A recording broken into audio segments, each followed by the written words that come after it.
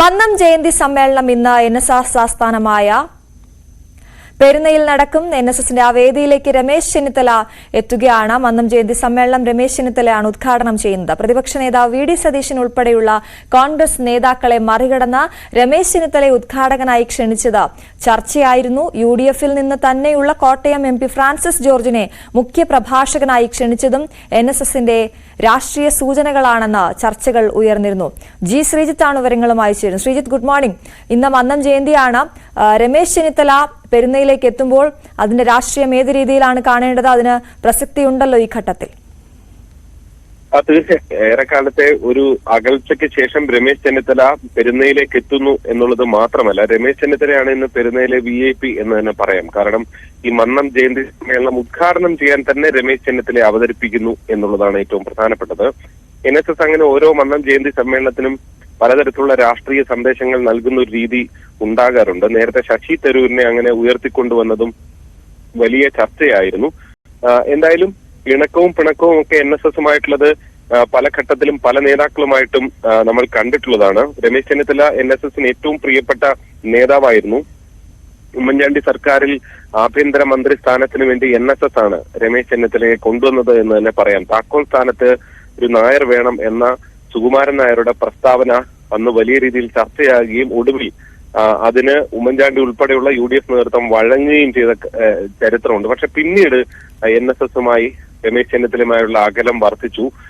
എന്തായാലും ഇപ്പോൾ ഇങ്ങനെ ഒരു ചർച്ച വരാൻ തന്നെ കാരണം പ്രതിപക്ഷ നേതാവ് UDF നേതാക്കളെയാണ് ക്ഷണിക്കുന്നതെങ്കിൽ പ്രതിപക്ഷ നേതാവിനെ പോലെയുള്ളവരും സമുദായാംഗം തന്നെയാണ്. പക്ഷെ അവരെയൊക്കെ മറികടന്നുകൊണ്ട് ഇപ്പൊ VD സതീശനുമായി പലതരത്തിലുള്ള അകലങ്ങളും NSSനുണ്ട് എന്നുള്ള വാർത്തകൾ നേരത്തെ പുറത്തു വന്നതാണ്. അതിനിടെയാണ് രമേശ് ചെന്നിത്തലയെ അല്പം ചേർത്ത് നിർത്തി സതീശനുമായിട്ടുള്ള ഒരു അകലം വ്യക്തമാക്കുന്നത് സുകുമാരൻ നായർ എന്നതുകൂടി ഈ വിഷയത്തിൽ ഉണ്ട്. എന്തായാലും ഒരു UDF അനുകൂല വേദിയായ ഫലത്തിൽ അത് മാറുന്നു. കാരണം കോട്ടയം MP ഫ്രാൻസിസ് ജോർജിനാണ് മുഖ്യ പ്രഭാഷണത്തിന് അദ്ദേഹത്തെയാണ് ക്ഷണിച്ചിരിക്കുന്നത്. ജോസ് കെ മാണി ഉൾപ്പെടെയുള്ള നേതാക്കളൊക്കെ എല്ലാ വർഷവും മന്നം ജയന്തി സമ്മേളനത്തിൽ വരാറുണ്ട്, പുഷ്പാർച്ചന നടത്തി മടങ്ങാറുണ്ട്. അത്തരം നേതാക്കളൊക്കെ ഉണ്ടെങ്കിലും കെ മാണിയുമായൊക്കെ വലിയ അടുത്ത ബന്ധം NSSന് ഉണ്ടായിരുന്നെങ്കിലും ജോസ് കെ മാണിയെ പോലെയുള്ള നേതാക്കൾക്ക് അപ്പുറത്തേക്ക് UDFിലെ തന്നെ ഒരു ഘടകകക്ഷിയുടെ നേതാവിനെ കൊണ്ടുവരുന്നു എന്നുള്ളതും ഒരു രാഷ്ട്രീയ സന്ദേശമായി ഫലത്തിൽ മാറുന്നു. പ്രത്യേകിച്ച് കേന്ദ്രത്തിലൊക്കെ ഭരണം ഉള്ള സമയമാണ് BJPക്ക് അത്തരം അവിടെ നിന്ന് മന്ത്രിമാരെയോ അങ്ങനെ ആരെയും ഒന്നും ക്ഷണിക്കാതെ, സുരേഷ് ഗോപിയെ പോലുള്ളവരെ ഒന്നും അടുപ്പിക്കാതെ ഇങ്ങനെ ഒരു രാഷ്ട്രീയ സന്ദേശം തന്നെ ഈ ഒരു ഘട്ടത്തിൽ നൽകുന്നു എന്നുള്ളത് വളരെ പ്രധാനപ്പെട്ടതാണ്. NSSന്റെ ഒരു പരിധിവരെയുള്ള സമദൂരം എന്ന് പറയുമ്പോൾ പോലും ഒരു രാഷ്ട്രീയ ചായ്വ് കൂടി ചൂണ്ടിക്കാണിക്കുകയാണ്. ഇനി മന്നം ജയന്തി സമ്മേളനത്തിൽ G സുകുമാരൻ നായർ എന്തൊക്കെ കാര്യങ്ങൾ പറയും എന്നുള്ളതും വളരെ പ്രധാനപ്പെട്ടതാണ്. പ്രത്യേകിച്ച് സനാതന ധർമ്മവുമായി ശ്രീനാരായണ ഗുരുവുമായി ബന്ധപ്പെട്ട വിവാദങ്ങളൊക്കെ ചർച്ചയാണ്. ക്ഷേത്രങ്ങളിൽ മേൽമുണ്ട് ധരിക്കുന്നതുമായി ബന്ധപ്പെട്ട വിഷയങ്ങളൊക്കെ ഉണ്ട്. അങ്ങനെ ഒരുപാട് വിഷയങ്ങൾ കത്തി നിൽക്കുന്ന ഒരു സമയം കൂടിയാണ്. അതുകൊണ്ട് തന്നെ സുകുമാരൻ നായരുടെ പ്രസ്താവനകളും ഇതിൽ ഇന്നത്തെ സമ്മേളനത്തെ വളരെ പ്രധാനപ്പെട്ടതാക്കും. ശ്രീതി, രമേശ് ചെന്നിത്തലയുടെ മുന്നോട്ടുള്ള വരവ് അദ്ദേഹം സജീവമാകുന്നു പല പരിപാടികളിലും എന്നുള്ളത് കൂടി ശ്രദ്ധേയമല്ലേ? കാരണം കുറെ കാലങ്ങളായി അദ്ദേഹം നമ്മൾ ഒതുങ്ങി നിൽക്കുന്നു എന്ന് പറയുന്ന രീതിയിലായിരുന്നു. അതേസമയം വെള്ളാപ്പള്ളി നടേശൻ അദ്ദേഹത്തെ പുകഴ്ത്തുന്നു. കഴിഞ്ഞ ദിവസം നമ്മൾ കണ്ടതാണ്. അദ്ദേഹം മുഖ്യമന്ത്രിയാകാനൊക്കെ പറ്റുന്നയാളാണ് എന്ന് പറയുന്നു. അത്തരത്തിൽ ഇങ്ങനെ രമേശ് ചെന്നിത്തലയെ മുൻനിരയിലേക്ക് കൊണ്ടുവരാൻ ഒരു ശ്രമം അത് നടക്കുന്നത് നമുക്ക് അങ്ങനെ മനസ്സിലാക്കേണ്ടതുണ്ടോ ഇതിനെ?